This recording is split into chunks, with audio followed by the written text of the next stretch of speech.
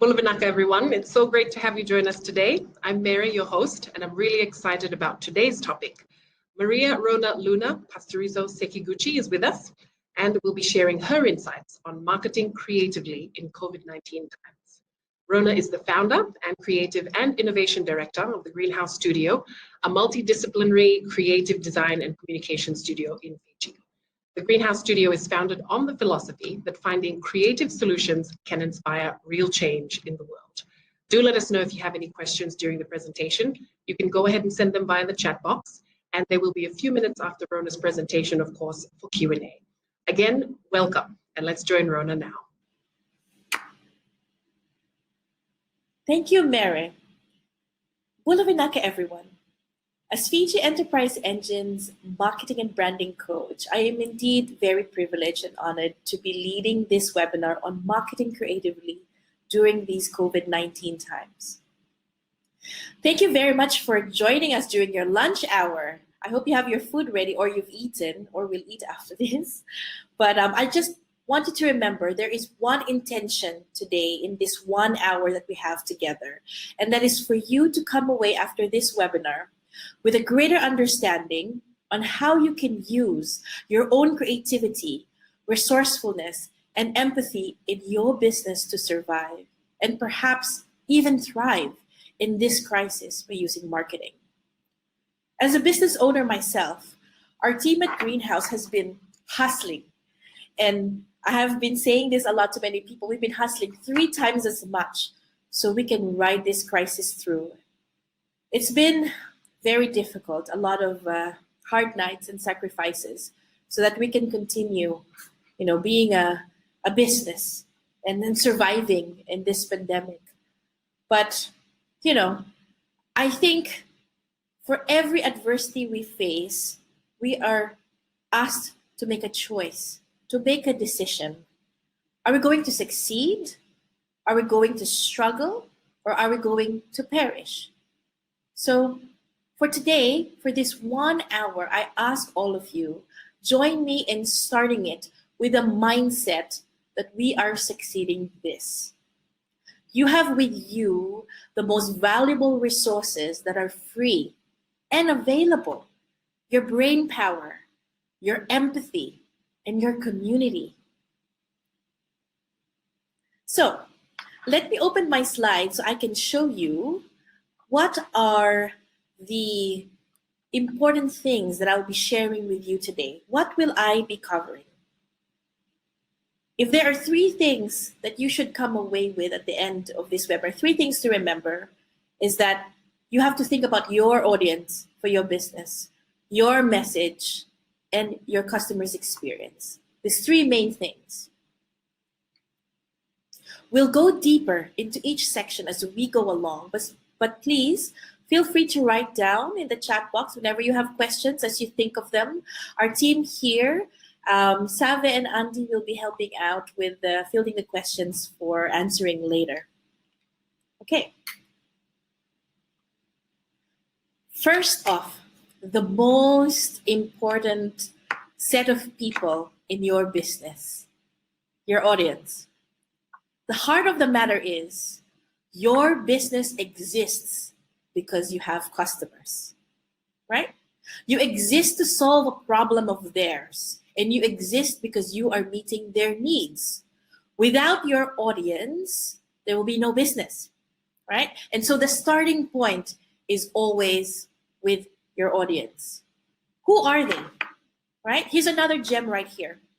When you stop trying to guess what your customers are looking for and start listening, really listening to what they're telling you, you increase your revenue while creating long-term relationships. So stop guessing and start listening. Take note of these highlighted words. Start listening, increase your revenue, create long-term relationships with your customers. How well do you know your customers? How are they feeling right now? Where are they, right?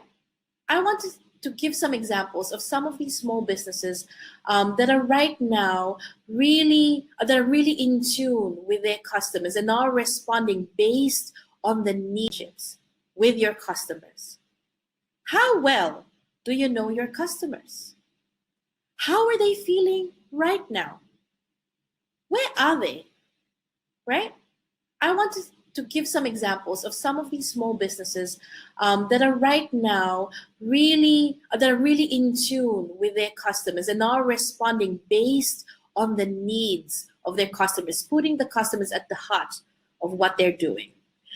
Photographers are perhaps one of the most affected businesses, photography studios, at this time, because all of the events are canceled. All of the photography sessions have been canceled. If they have a studio, nobody's coming because of social distancing or there's a lockdown.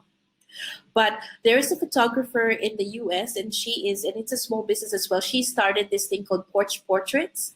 So what she's done is she's reached out to all of her customers that she has a relationship with, the ones who have asked her to take photos of them as a family, the ones who want to take photos when they graduated, and she gave them packages to do porch portraits, wherein she will visit them and their studio is their porch. And so she thought beyond, what is everybody else doing? I need to survive as a photographer. What can I do? What can I offer? And so she started this type of service, which is totally different.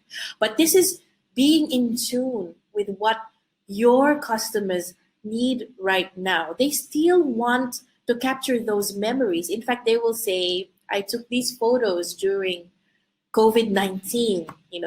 This was my experience. We did porch photography at this time. Another example that I heard of, which I thought was really, really cool, was there is an orchard, I believe in Chile, although they send their all of their wines everywhere around the world. And because they're also with tourism, in the sense that they always got people to come and visit to do wine tastings in their orchard, and it was such a big drawback, this happening, and that is all closed. So what they've done is they reached out to all their customers who still want to taste their wine, who still love their different types of wines. And what they're doing now is virtual wine tasting. So they get together, they send the bottles of wine way in advance, and they set times to be online together and taste the wine together. There are many different things that you can do, but you need to understand who your customers are and really get to know them before you can begin to respond on how to reach them. Yeah.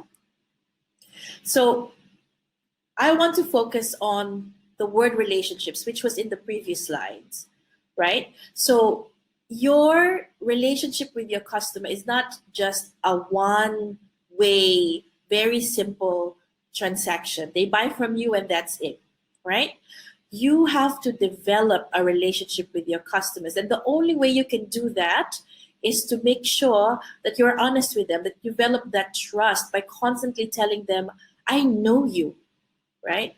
I am helping you solve your problem, to help you with your pain points, with all your frustrations, and you empathize with that.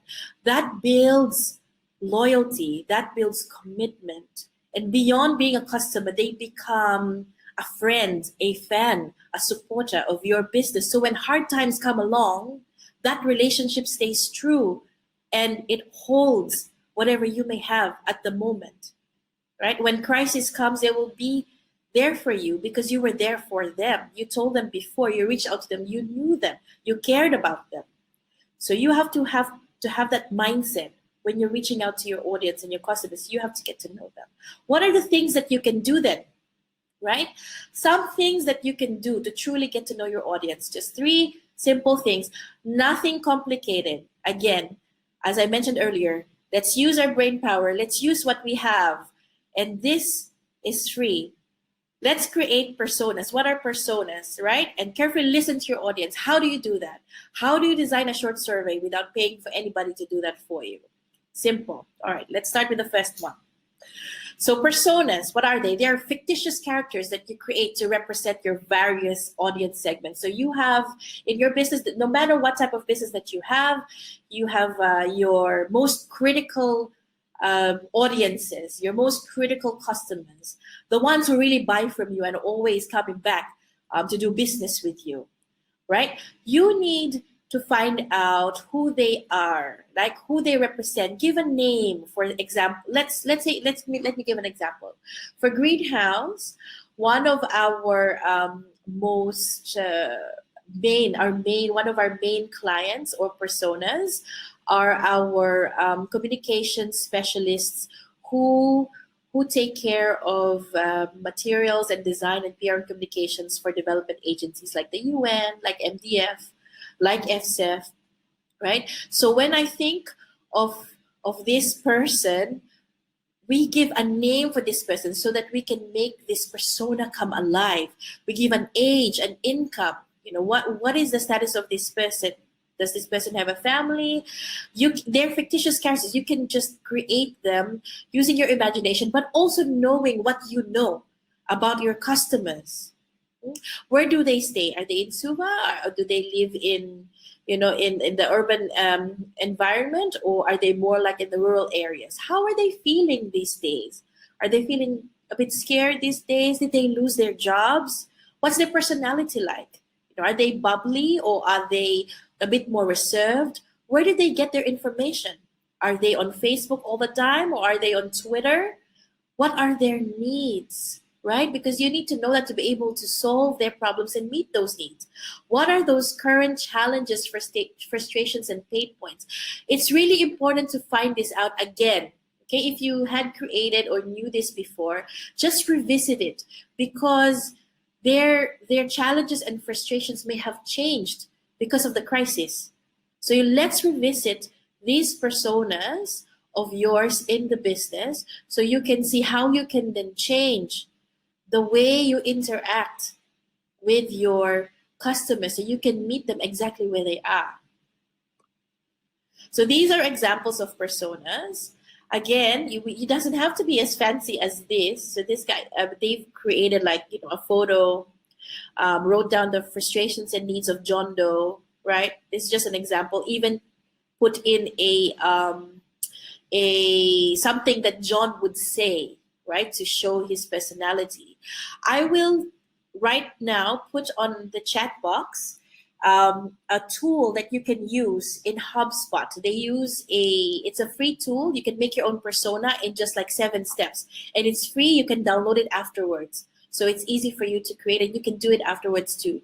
We can send that in the email that has the replay webinar link as well. So you can do that in your own time. Here's another example of Nerdy Nina, right? Where is she? She does online shopping. She's in what social networks? What are her favorite books? What are her reading habits? Here's another example. This is Lacey. So she actually has a paragraph there. Her goals, her frustrations. Do this for your personas, your audiences now. Create those personas and get to know them again.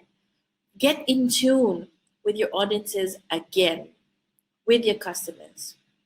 Okay, let's go to the next one. Carefully listen to your audience. Okay, what does that mean? Very, very simple. Have you taken the time to actually talk and just call and reach out to your customers to find out how they're doing and get feedback?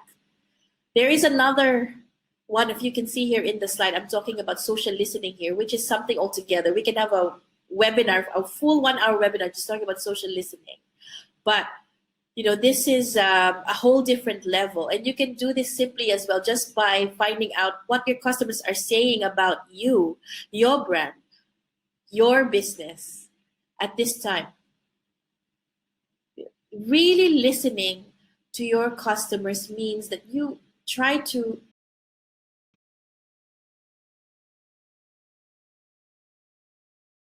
what they're doing at the moment. And when there's a mention of you online on social media, find out what they're saying. So that is a second layer. More simply, just call them. Call them, talk to them, reach out, find out what they're going through at the moment. How can you meet them? their needs and solve their problems right now. Carefully listen to what they're trying to tell you. And lastly, design a short survey. A word of caution, nobody likes filling up surveys. So as much as possible, make it short. In fact, if there is one question that you should ask, it'd probably be this: would you recommend us to a friend? Just that one question. And if they say no, find out why. If they say yes, find out why. That simple. And you can even ask this question face to face. It doesn't, and it can be also on the phone. It doesn't have to, incur any fees or use any kind of special forms. If you have audiences or markets that are online all the time, you can use Google Forms, you can use Jot Forms, but the most basic is ask them that one simple question, or give them a little paper to fill out when they go to your store if you have a shop that they go to, or send it on an email, just one question, or a text message. Yeah, just reach out, right?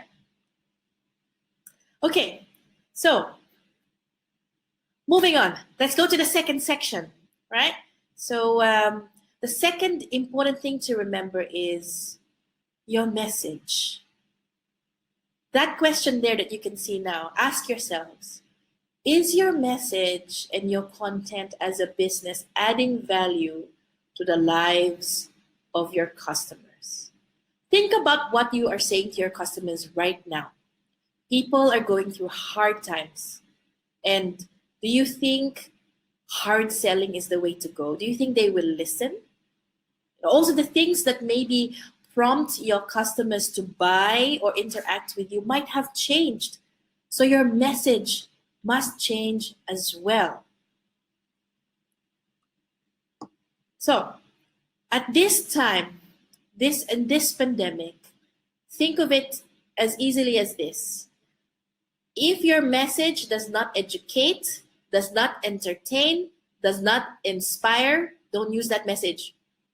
And otherwise, it'll just be noise, right? At this point, when people are going through difficult times, they're scared, they're worried, their attention span is very limited. So you even have to compete even harder. So unless you're helping them right now by educating them by the things that they need help in or to learn from, or you're inspiring them somehow, or you're entertaining them, making them laugh so they feel a bit lighter because it's been quite difficult, then change your message, right? If you're not doing all of that. See here, now that we talked about your audience and getting to really know them and being in tune on where they are, we develop a sense of empathy with our customers. When we develop a sense of empathy to our audiences, to our customers, to our clients, then we understand where they are. They might be worried about the future. Look at all of these. They might be ashamed about not having enough if they lost their jobs. They're scared of letting their family down. Maybe depressed, about relationship problems. So develop that empathy and let that be your guide on how you speak to your customers. Right? I mean, if I am worried about where I'm going to get the money to buy certain things, and this brand keeps telling me buy this new device or buy some new furniture right now, you're just gonna tune out, because it's they don't even care. Yeah. So you have to change your message, thinking about your audience. So these are the things that you need to consider when you are writing your messages on your social media posts, and how you speak to your customers, on what is written on your posts or on your advertising. Relevance, tone, and meaning. So we start with relevance. So think of it this way. How can you help your customers right now? Refresh your messaging on why your business is still relevant to your customers now.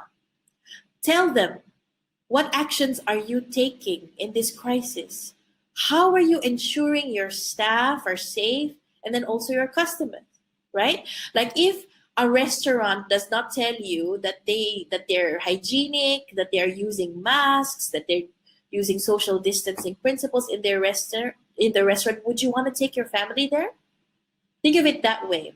So being very open and honest in your communications, telling your customers and where you're at, just deepens your relationship with them. You are open. You are telling them, this is us, and we are still here, and this is what we're doing to survive, to continue as a business, to continue serving you. Yeah? So if, for example, you're not selling much at the moment because some businesses are really hard hit, you can still continue building your relationship and your brand affinity with your customers. And one of the things that you can talk about in your messages, you think about the purpose that you have as a business in your customers' lives. Do you help them eat healthier? Do you make their offices cleaner? Then these are the types of messages that you then infuse, in your posts. And when you're speaking to your customers, then you share with them how you can continue helping them eat healthier, even if they can't buy from you right now. If you're a trainer or you have a gym, for example, you can continue giving them advice on how they can keep being healthy, even despite everything that's happening. Yeah, there is one really good example I heard of a gym that was, I think, in Europe, that they were primarily a gym that had their stationary bikes.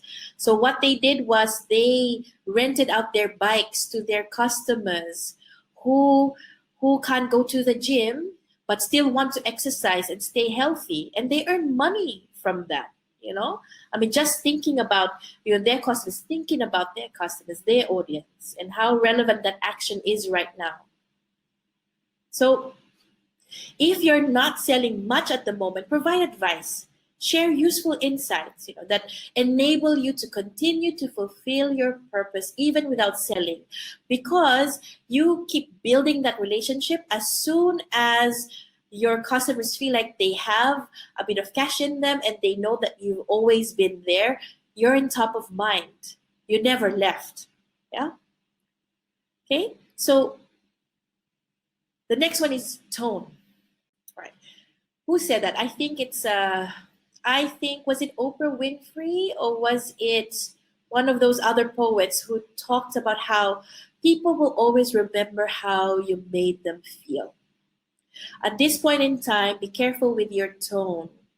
Even let's say you're very, very proud about a new launch, a new product launch, or a new service that you're delivering, be humble in the way you write your messages, because at this point in time, people just really want to see hope and solidarity because they feel that this is what they need at this moment. If you appear to be too arrogant or aggressive in your tone, it will not go down well. There was one example of, I think it was an internet company, and what they did was they changed the text on a hand sanitizer to change from Dettol, and they put data into it. It was a bit too opportunistic, and the tone felt like they're using, the pandemic to create more sales. Your tone should be, this is how I can help you. This is how we can help each other. Give that hope to your customers because they will remember it. So be careful with whatever messages that you have. Some good examples for relevance and tone. There is a delivery service, I believe in Singapore. Is it Singapore? Somewhere in Asia, called DoorDash. They simply sent to all their customers a note to say that all the delivery staff will have masks, and they will have the hand sanitizer and gloves to make sure that cleanliness is maintained. That's just one example, and I'm going to show you some examples here as well from other places after we talk about meaning, because it's also important in your messaging. I talked about hard selling earlier. You lose the attention of your customers when you promote yourself too much, yeah, because right now that is not what they need. Just show them that you are here to help. Yeah. Shift from the hard sales and go to this softer kind of tone. Yeah. So messages of solidarity that is in line with your values are really relevant at the moment. Remember to only educate, entertain, and inspire. Is your message adding value to your customers' lives? If not, don't say anything. Okay, here are some examples that we can learn from. This is Lyft. It's kind of like Uber. So these are the type of messaging that they have, just to show you some examples. Very, very clear. How are we helping riders? How are we helping drivers? Two different sets of audiences that they have, right? So it's like very clear communications here. Here's another one from a small business called Dinosaur Barbecue, and it's just on their Facebook page. And they basically just talk about what they're doing to ensure that employees and their beloved guests are their number one priority at this time. Announcement, yeah, please read. Your safety to our beloved guests and our valued employees are the number one priority, it says there. So that's a really good example, right? I also have a special guest for everyone today, and I invited this friend of mine, Mue Bentley Fisher, who is a fellow communications professional turned entrepreneur, TEDx speaker, owner of Wena Coffee Fiji, who, by the way, with her business and life partner Darren, opened their cafe and kava bar pretty much just 2 weeks before the lockdown in Fiji happened. So I wanted to invite her today so she can give some of her examples on the messages that they've been sending out there to their customers. How have they managed to survive, opening 2 weeks before lockdown? And I was just telling my husband, going there on a Saturday, they're full. And I'm like, Mue and Darren are doing something right. And I wanted for them to share this with all of you right now on what we can learn from their experience. And so I'm going to just bring her in. Thank you so much, Mue, for joining us today. Really appreciate you taking the time to be part of this webinar. I really wanted to invite you to hear from your own experiences about opening the Wena Coffee Fiji and Cafe and Kava Bar at this very unprecedented times. I remember seeing your posts, how you were marketing just before and even after the lockdown. And I was really impressed at how you were communicating what you were doing, how you were working with different SMEs at this specific time, and just was interested to hear you give us some wonderful examples of how you were able to navigate the crisis as a small business owner. Thanks for having me, Ronna. I'm happy to share our experience. We're very new. We just opened our main coffee shop and kava bar a couple of weeks before COVID-19 hit. And fortunately, we'd been open at a smaller site for a year. So the business itself is a year old, but our main site and what would turn into headquarters for Wena Coffee Fiji was only 2 weeks old when COVID-19 hit. And we had to act quite quickly to change the way we did business, not just marketing. And I think that's an important point to make, is that effective marketing stems from sound business decisions. And what we would constantly do is listen to advice from the Prime Minister or Minister for Health, just really listen to those speeches and the sound bites that were coming from authority around what we're allowed to do, what we shouldn't do. And fortunately for our business, we were allowed to stay open. So restaurants were allowed to stay open through what would become a silver lockdown for 2 weeks. So I did consider shutting down. We thought, what is the right thing to do? Do we take the risk? Not really understanding the times at all as things were unfolding. And in fact, a friend and someone who's been in business for longer than me who said, it's really important for everyone in these difficult times to have some sort of normalcy in their lives. And so at the end of the day, we made the decision to stay open through the lockdown because we were allowed to, and for the team, ultimately, to keep the jobs. And as we've seen, he's lost 120, 150,000 jobs off the back of COVID-19. We thought it was important to just play our part to keep the 35 in our team employed. So that was a large reason why we stayed open. And then off the back of that was how we're going to market ourselves. Some things didn't change, so regular posts on social media that we use a lot around the muffin of the day or a new menu item, those things didn't change. But what we did do, social responsibility mode, and put efforts into creating a video series on COVID-19 awareness.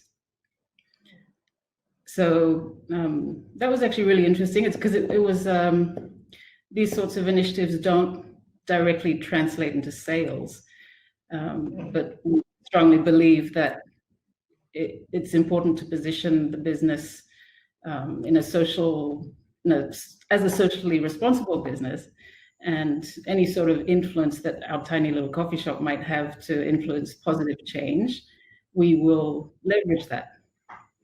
So in this case, it was around hygiene awareness. What we did actually was just go straight to the Ministry of Health and model our campaign on their key messages. So, and got some sponsors, it was actually quite opportunistic as well. We managed to get some support and funding to create this video series that we then shot out through our social media networks. And, I think the staff were quite proud to be a part of that. They were the actors in these videos, showcasing how to wash your hands properly, how to social or physical, how physical distancing really works and how to implement. We put it in a local context.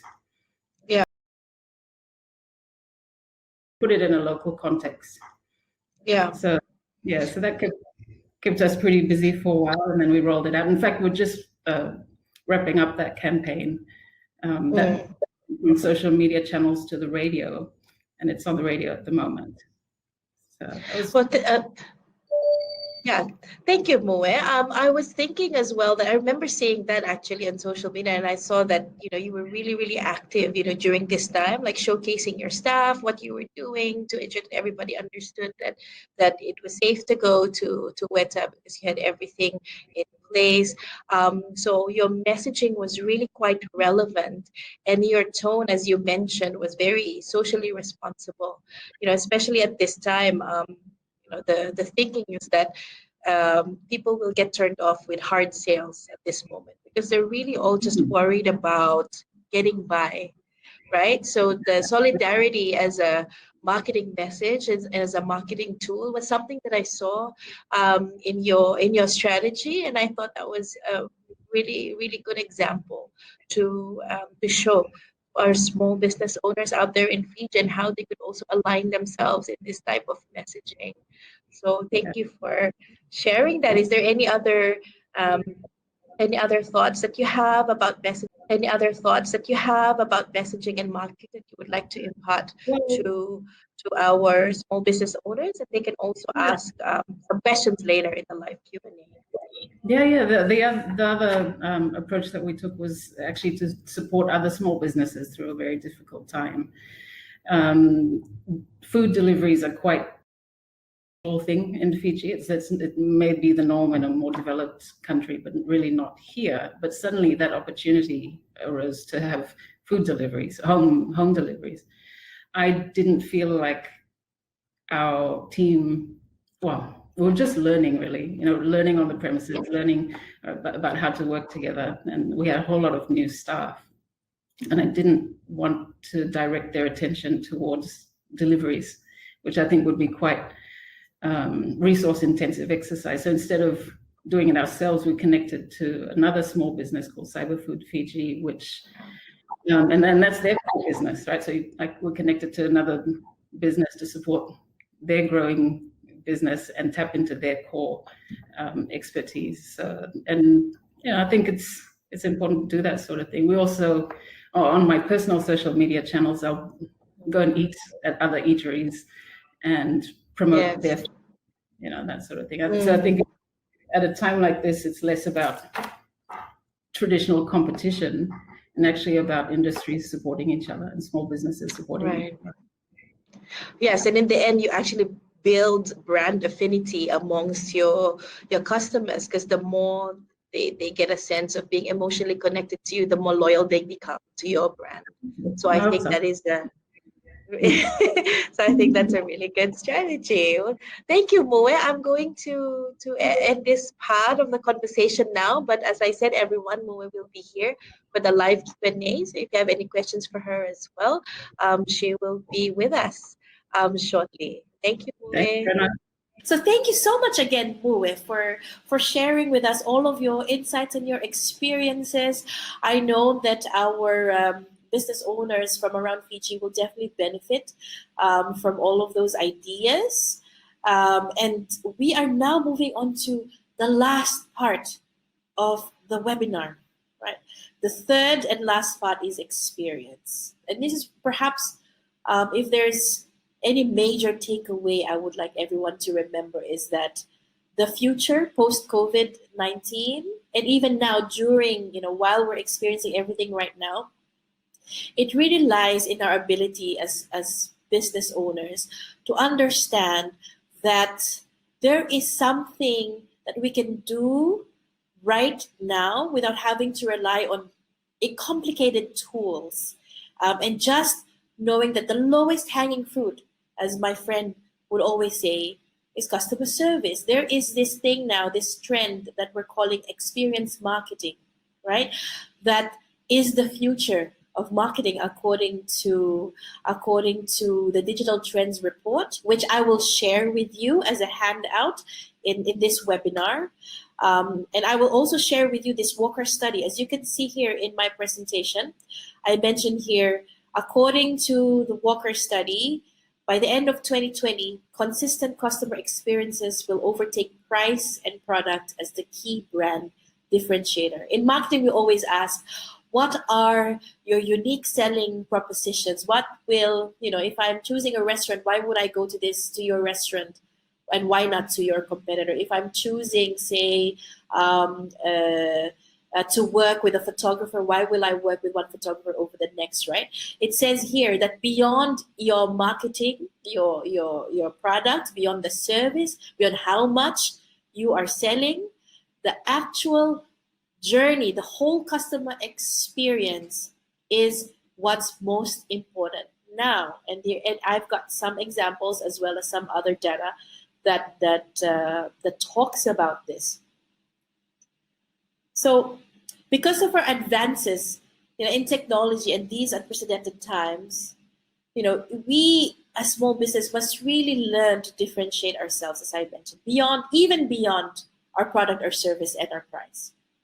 We must think of our customers' overall experience with us. So it's like marketing plus, if marketing pushes you to buy, right? If pushes your customers to buy from you, customer service lets them know that you are there to help them in every way possible.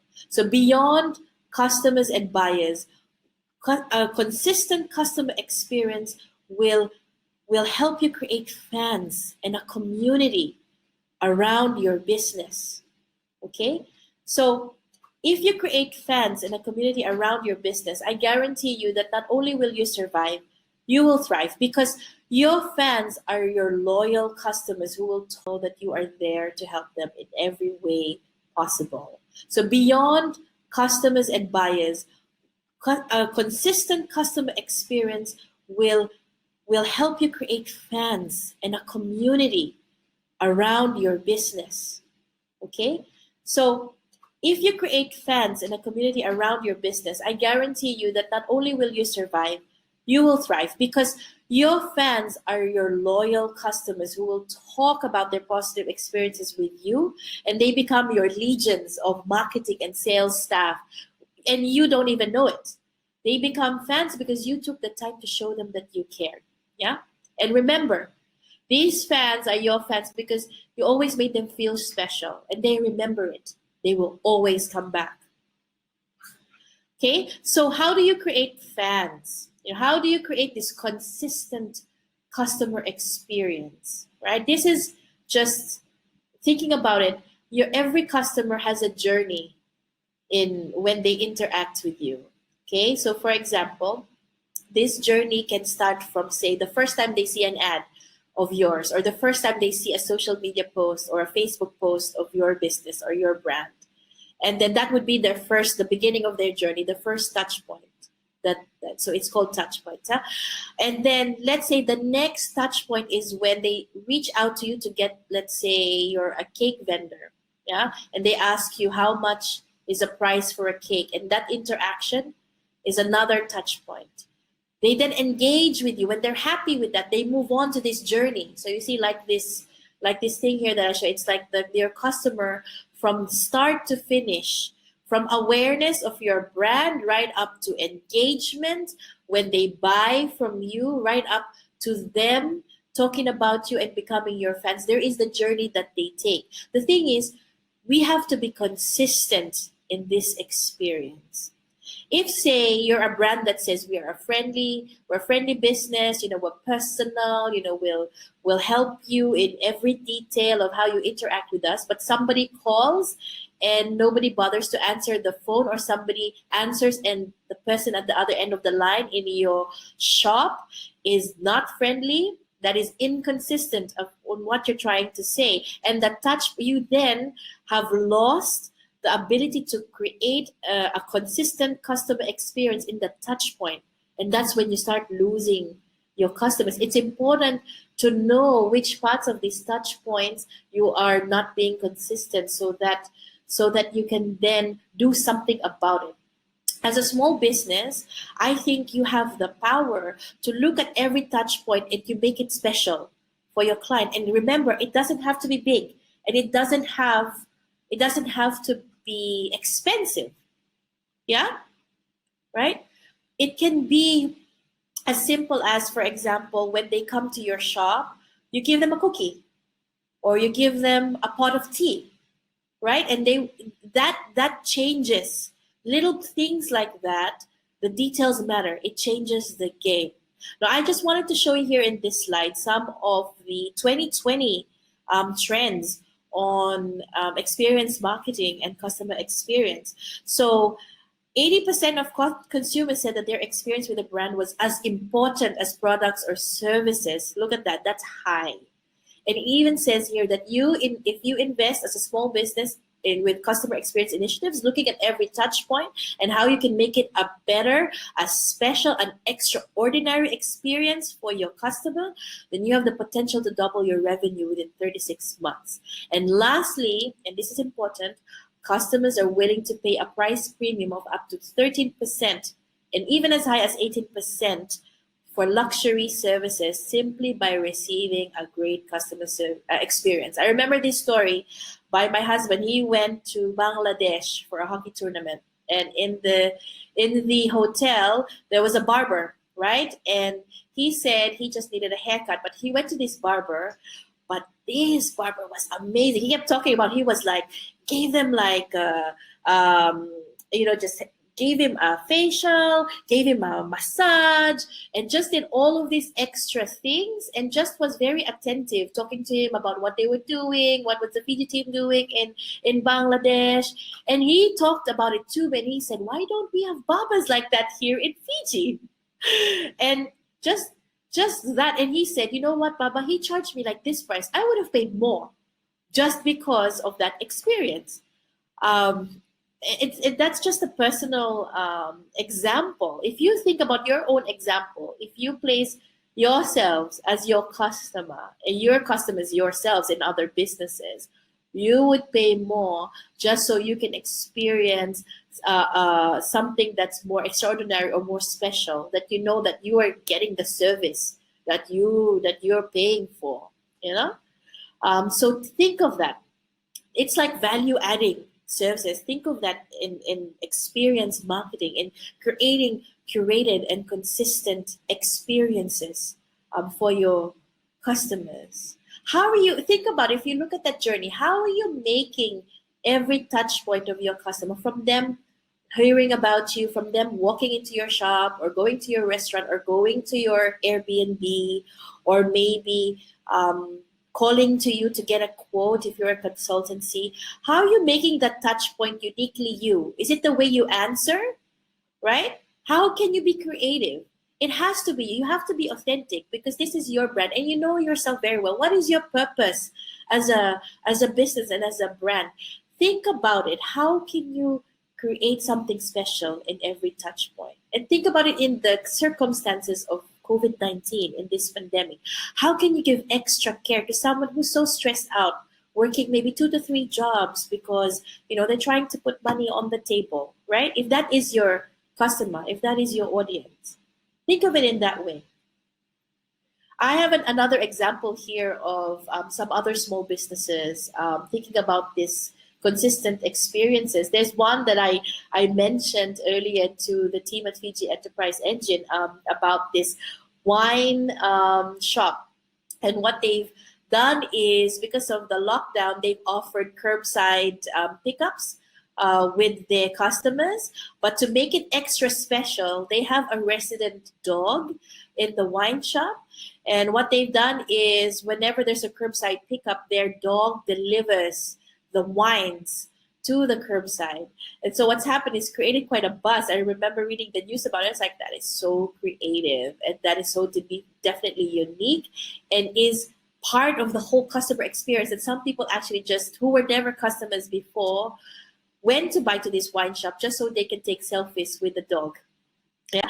Another example is, I think, My New Face, wherein they used to have the beauty therapists, I believe, and they used to have people coming to their shop. But because of COVID-19, obviously they couldn't do these beauty treatments now. So what they've done is they would host live webinars or shows going through like a whole beauty treatment with their current customers, so that they can still experience that whatever they experience in the shop. Yeah. So what we want is, we don't want to just leave our customers satisfied, because what is it? It's 1 in 26 or 1 in 27 unhappy customers actually don't tell you that they were unhappy. So don't just leave them satisfied. You have to surprise them. Give them some joy, which is something that we really, really need right now. Make the mundane special. How can you make something mundane magical? And you have the power to do this in the littlest things. One of the things I remember our clients used to tell us is, at Greenhouse, we have a tradition of really carefully thinking of a really nice Christmas gift for our customers every year. So our clients, they always ask us, so what's the Christmas gift this year? Because we really think of something different. And so one of those Christmases, my son, I think he was 6 years old at that time, wanted to earn some extra money. So we got him to deliver the Christmas gifts. And they were telling us, what a marketing strategy. We get a hug.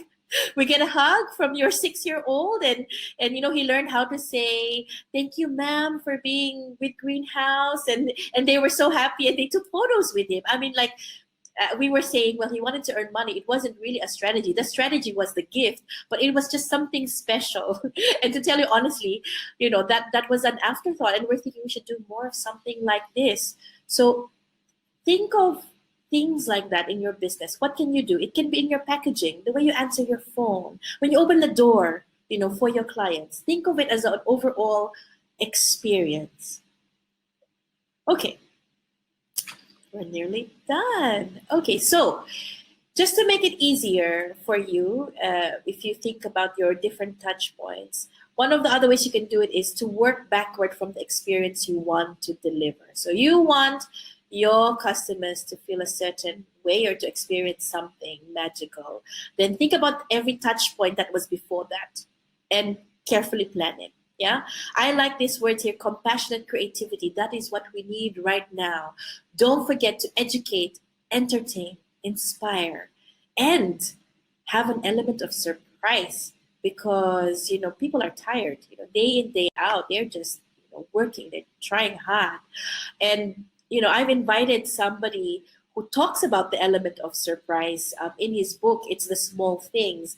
My friend David Gomez from Colombia is a consumer behavior and marketing specialist. He is an international speaker, trainer, and author. And as I mentioned, he is joining us all the way from Colombia, and it's nighttime in Bogota right now. So he will be sharing with us his decades of experience helping hundreds of companies globally to differentiate from competition. And because I talked about customer experiences, I wanted to ask David about that specifically. So let's hear from David. Thank you so much, David, for joining us all the way from Colombia. I know. Hola. Hola, hola. In Fiji, we say bula. Bula, David. Hola. Hola. Hola ¿Cómo and estás? bula. How are you? ¿Cómo Okay. está? Okay. Good. Yes. David, thank you for joining us. I know it's late in the evening now over there in Colombia, but still you took the time to join us for the webinar to share your experiences, your thoughts with our business owners around Fiji. So muchas gracias. Pinakavakalevu. So David, My pleasure. right into it. Yes. So my question is, you have seen and worked with many types of small businesses in Colombia and around the world. And at this time, you have seen them struggling, but you have also seen them being extraordinary in many different ways through their marketing, through the way they provide their customer different types of experiences. Can you give us your thoughts around this time on what our business owners in here could possibly do? Just some tips and ideas would be wonderful. Yeah, Maria, thank you so much for inviting me. And definitely, I think that we need to enhance the experience during these tough times. And from now on, we need just to enhance the experience of our customers, not only as we were accustomed to as the offline experience, but also the online experience. And I have seen many, many businesses just doing different things. For example, a wedding planner that couldn't just work on that, just started developing online events for different types of celebrations, like anniversaries, like birthday parties, and just think yourself, what do you know that you can apply to any other customer, to any other segment, to any other business? Another good example was, for example, a bookstore that was just selling kind of a kit, kind of reading boxes, including blankets and coffee and different stuff, just creating a different product just to enhance the experience for the customers. A restaurant, for example, that used to have those type of events and celebrations and parties and music and everything, they are sending kits, and you buy the kit, and then they will, through these online platforms, will help you and guide you with a chef, with a stand-up comedy, with music for 4 hours, just enhancing the experience. And I think really that this is the time when we need to use those tools to just improve the experience, because this time more than ever, we need just to provide our customers with different ideas, to tell them that we are there and we can be just part of their reality somehow. And David, in your I know that as a consultant and you've traveled in many different places around the world, have you seen anything that you think is quite extraordinary that a small business has been able to keep their customers during these COVID-19 times? Yes, I have found a few examples, wonderful, which is just trying to demonstrate to your customers that you really care. For example, one fast food hamburgers. They just included an additional package, and then you open that up, and it was like a cardboard game. And they included dices and different things, and you can use the package as a different thing just to have fun with your family on something.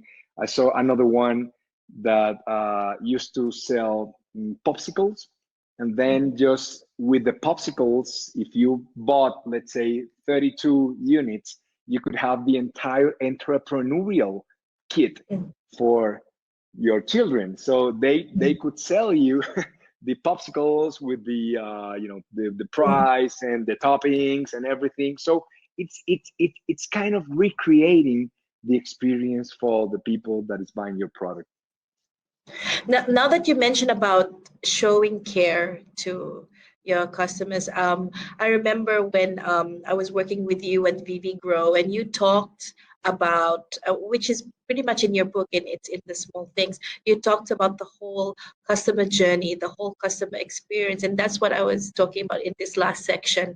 That in the end, it's marketing plus, right? It's marketing plus customer service. Marketing by itself can no longer just exist as marketing. It needs to have that plus of customer service to create a full customer experience from every touch point that your customer has with you. Would you like to give some insights for our small business owners on how they can effectively do this and be very strategic in their marketing? Yes, Maria. I think that we have this enormous opportunity to be in touch with customers every step of the process. Remember, customers are just watching you before they become customers. So you can just start just giving them signals about your business, about sharing useful information, and during the entire process of becoming a customer. How do you just welcome each new customer? Are you sending an email or a text message or something? We have a lot of opportunities just to stay in touch with our customers. Even if it's a one-time customer, we just can always continue communicating with them and sending them messages and using different tools just to stay in touch and to stay on the radar. Because usually what happens with small businesses is that we sell to one customer and then we forget. But we have this huge opportunity now more than ever that just continue the conversation for so many different networks and many different tools and vehicles. Would that be your, if you had one marketing tip or advice for our small business owners, would that be what you had just mentioned, or do you have another? Would you like to share that? Yeah, I would say one thing: surprise customers. Surprise. Just make something different, make something that people want to talk about, to generate referrals, to generate word of mouth, just to stand out of the crowd and do something different. And so creating these type of ideas would do that. And just one additional example, Maria, is that I saw a pizza company that was just handwriting messages on the top of the boxes.